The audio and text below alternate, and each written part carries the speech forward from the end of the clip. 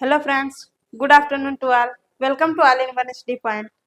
तो गाइस, हम पढ़ रहे थे जंतु जगत यानी कि एनिमल किंगडम, जिसमें हमने बात की थी 11 फाइलम के बारे में, 11 संघों के बारे में।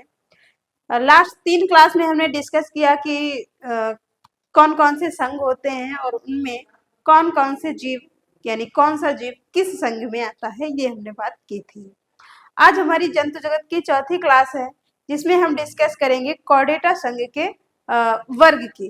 कॉर्डेटा संघ में जितने भी वर्ग आते हैं उनके बारे में हम जानेंगे कि कौन कौन से वर्ग आते हैं और उसके बाद में कौन से वर्ग में कौन सा जीव आता है जो कि वर्टिब्रेट है या फिर जो कि कॉर्डेटा संघ में आता है। तो कॉर्डेटा संघ में वही प्राणी आते हैं जो कि वर्टिब्रेट हैं, यानी कि जिनमें रीढ़ की हड्डी पाई जाती है, ये हम कह सकते हैं। तो स्टार्ट करते हैं आज की क्लास, और उसमें हम पढ़ेंगे कॉर्डेटा संघ के वर्गों के बारे में। कॉर्डेटा संघ के वर्गों के बारे में, तो कॉर्डेटा संघ में हमने देखा था कि रीढ़ की हड्डी पाई जाती है, यानी ये जीव वर्टिब्रेट होते हैं। उसके बाद में इसमें 5 वर्ग आते हैं।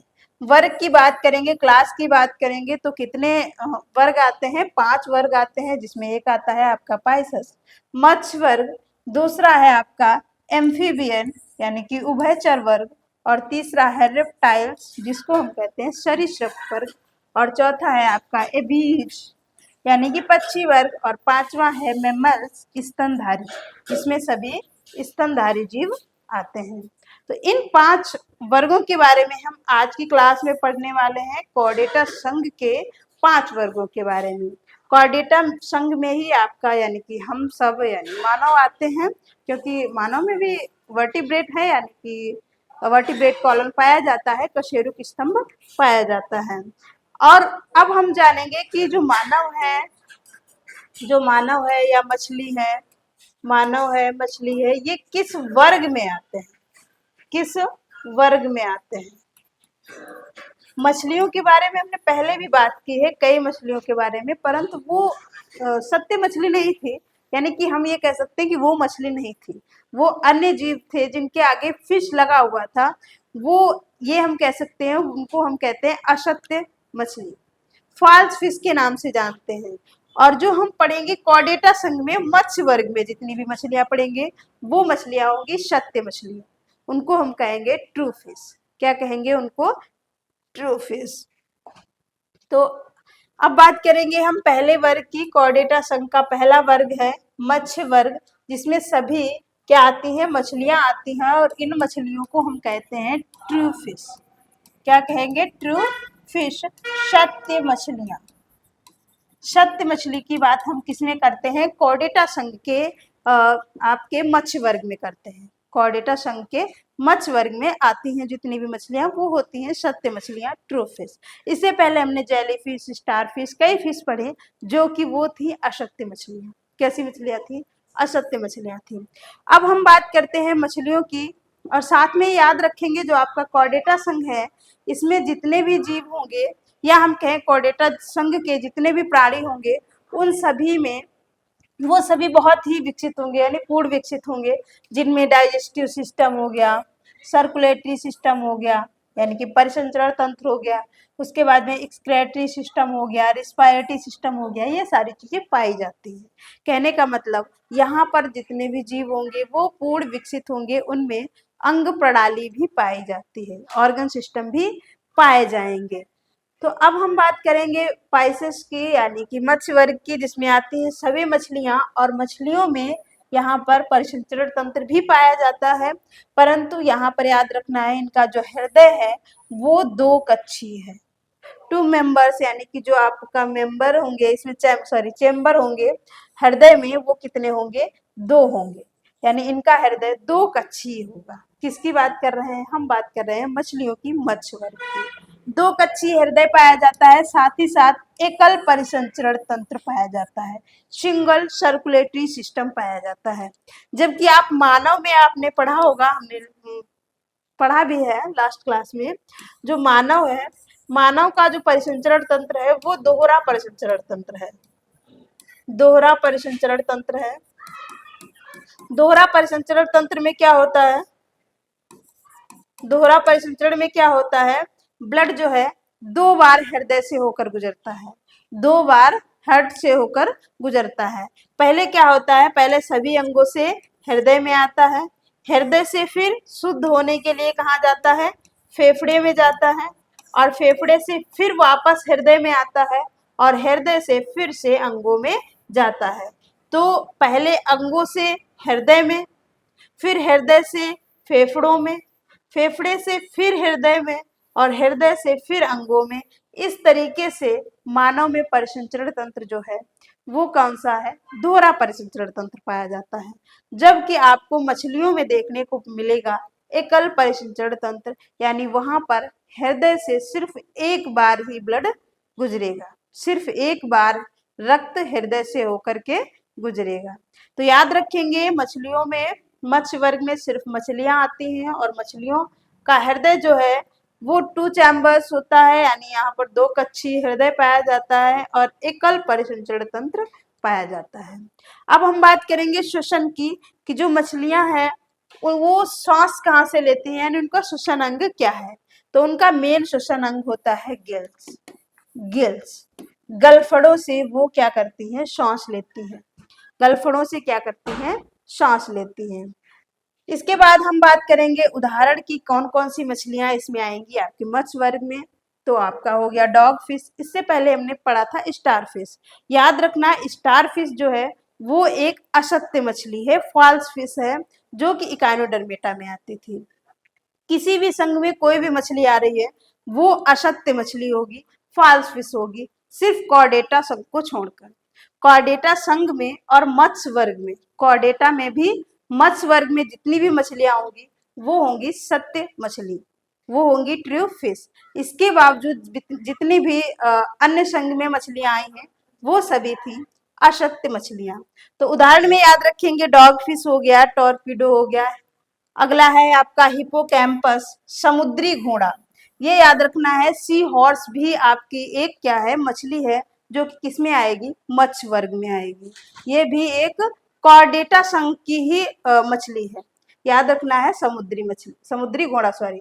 अगला है डाकू, लड़ाकू, जिसको कहते हैं फाइटर फिश। फाइटर फिश यानी लड़ाकू मछली भी किस संघ में आएगी, तो आप बताएंगे कॉर्डेटा संघ में, और वर्ग की बात करेंगे तो मत्स्य वर्ग में। तो इस तरीके से ये था आपका मत्स्य वर्ग। अगला है आपका एम्फीबियन, उभयचर वर्ग।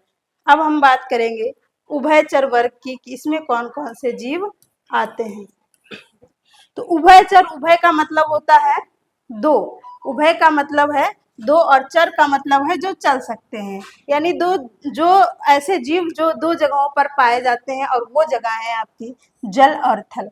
यानी ऐसे जीव जो जल और थल दोनों जगह पर सरवाइव कर सकते हैं, जल और थल दोनों जगह पर जीवित रह सकते हैं, ऐसे जीवों को हम कहते हैं उभयचर, एम्फीबियन। उनको रखा गया है उभयचर वर्ग में, उभयचर वर्ग में। और संघ की बात करें तो आपका कॉर्डेटा संघ में आएंगे। तो यहाँ पर कौन कौन से जीव आएंगे, तो याद रखेंगे गिल्स, गलफड़े और त्वचा। यानी अगर श्वसन की बात करें तो ये एम्फीबियन यानी उभयचर संघ, उभयचर वर्ग के जो जीव होंगे वो फेफड़े से भी सांस ले सकते हैं, त्वचा से भी सांस ले सकते हैं, और साथ ही साथ गिल्स यानी गलफड़े से भी सांस ले सकते हैं। यानी इनके श्वसन अंग गिल्स, फेफड़े और त्वचा हो जाएंगे।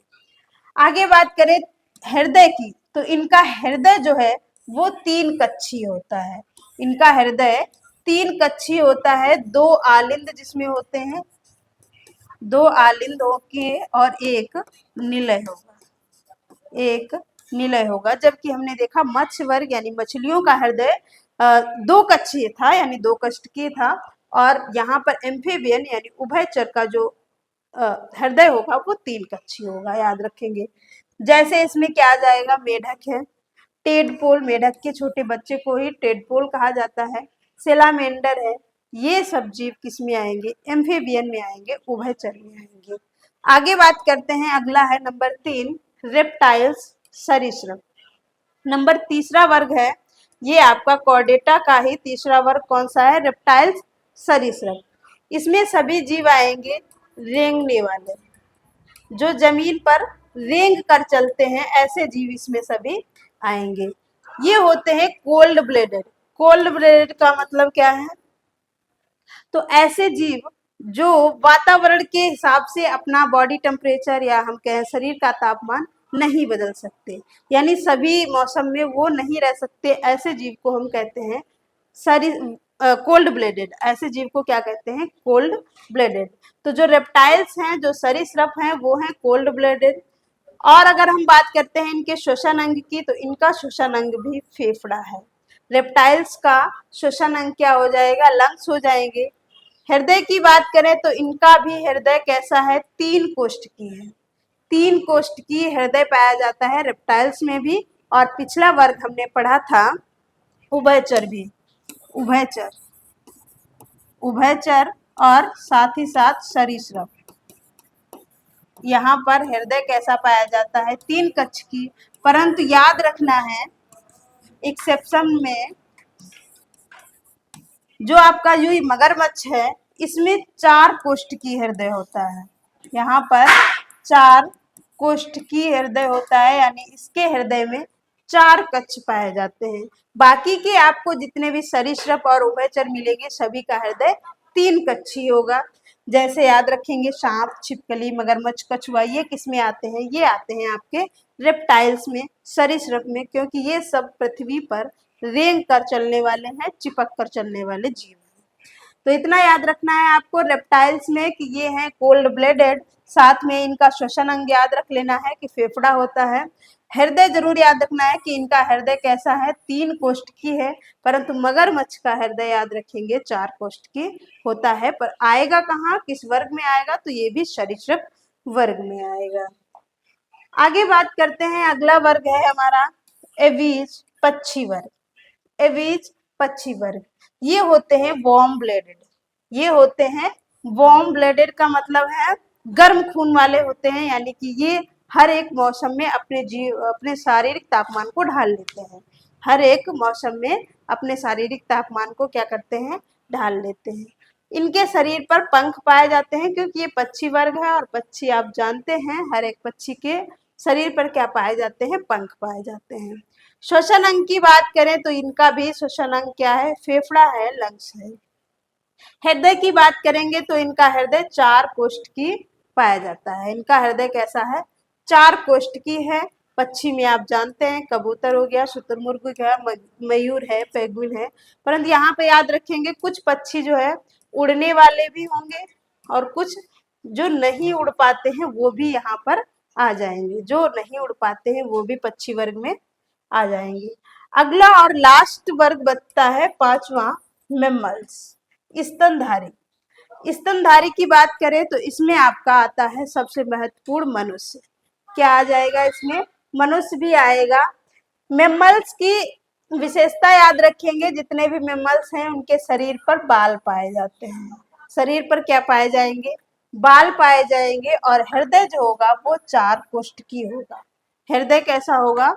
4 कोष्ठ की होगा। 4 कोष्ठ की हृदय किसमें पाया जाता है? तो आपका याद रखना है पक्षी में और स्तनधारी में। ये आपका 4 कोष्ठ की। उसके बाद हमने पढ़ा था उभयचर और सरीसृप। सरीसृप जिसमें पाया जाता है 3 कोष्ठ की, सिर्फ मगरमच्छ को छोड़कर।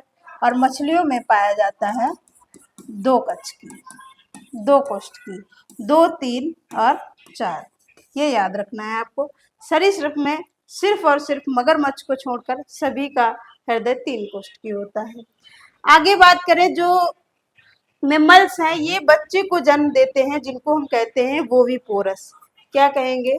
वोविपोरस।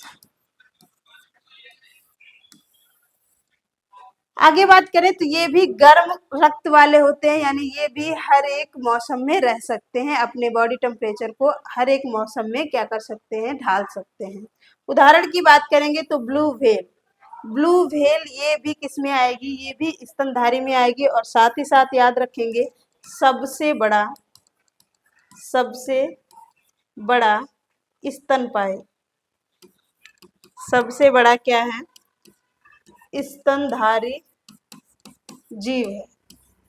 सबसे बड़ा स्तनधारी जीव कौन है? तो आप बताएंगे ब्लू व्हेल। उसके बाद में इसी में आएगा डॉल्फिन। चमगादड़ और मनुष्य। चमगादड़ को याद रखना है, ये सबसे छोटा क्या है, स्तनधारी जीव है।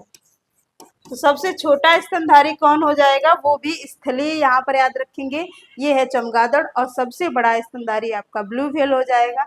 बाकी के इसमें डॉल्फिन, चमगादड़ और मनुष्य ये भी स्तनधारी जीव में आते हैं। तो इस तरीके से ये था आपका कॉर्डेटा संघ के 5 वर्ग के बारे में, जिसमें हमने जाना कि कौन सा जीव किस वर्ग में आता है। तो आज की क्लास कैसी लगी कमेंट बॉक्स में कमेंट करके जरूर बताएं, और लास्ट क्लास को भी जरूर देखें। तो ये आपकी 4 क्लास थी जिसमें हमने जंतु जगत को फिनिश किया। देखने के लिए थैंक यू।